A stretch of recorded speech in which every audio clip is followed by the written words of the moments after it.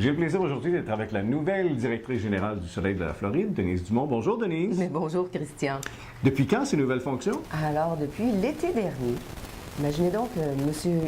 Yves Beauchamp a pris sa retraite. D'accord. Et puis, l'actionnaire majoritaire, M. Louis Saint-Laurent, est allé chercher des nouveaux partenaires qui sont des Américains dont les Québécois, les Canadiens n'auront jamais à connaître ou rencontrer. Mais ils embrassent tous les nouveautés qu'on apporte avec le changement. On est bien entouré. Il y a maintenant Sandra qui est adjointe à la rédaction. Et puis, on a des nouveaux locaux. Ben oui, vous êtes déménagé. Vous êtes maintenant sur Griffin. Alors, sur Griffin Road, tout est nouveau. Là, nouveau personnel, nouveaux locaux.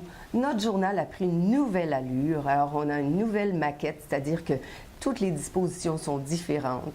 On imprime maintenant sur du papier blanc. Alors, les annonceurs, les annonces des annonceurs, leur publicité ressortent davantage.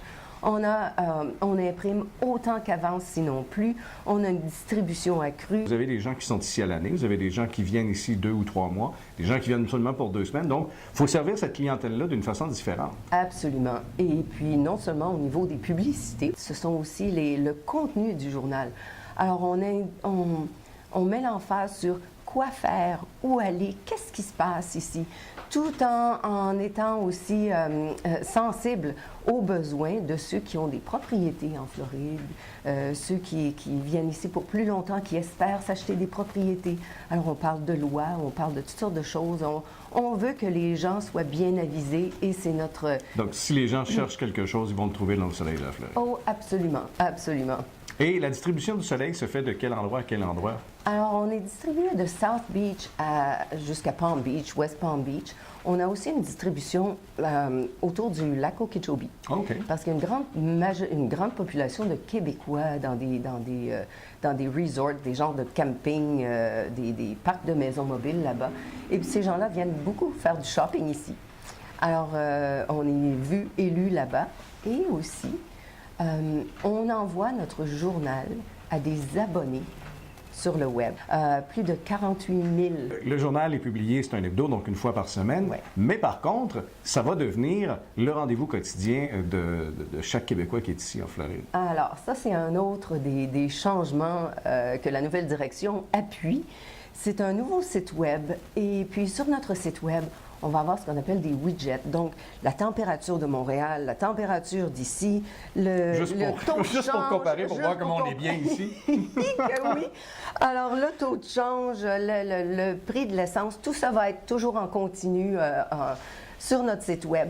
Il y a des nouvelles qu'on ne peut pas publier dans le journal parce qu'on est... en hebdomadaire. Trop loin dans le temps. C'est ça. Alors, les nouvelles récentes, les urgences, les alertes, ces affaires-là, on va toujours avoir quelque chose tous les jours sur le site web qui n'est pas... Et les vidéos de Télé-Floride aussi. Ah ben oui. Alors, les vidéos de Télé-Floride, ça, c'est une des choses qui va être bien intéressante. Notre site web va être en fonction de l'avenir, qui est le streaming, la vidéo. Et puis, on fait partie... Et on est partenaire et on en fait partie avec fierté. Tu parles de l'avenir, mais il y a aussi le passé qu'il faut penser parce que cette année, c'est le 35e anniversaire du Soleil de la Floride.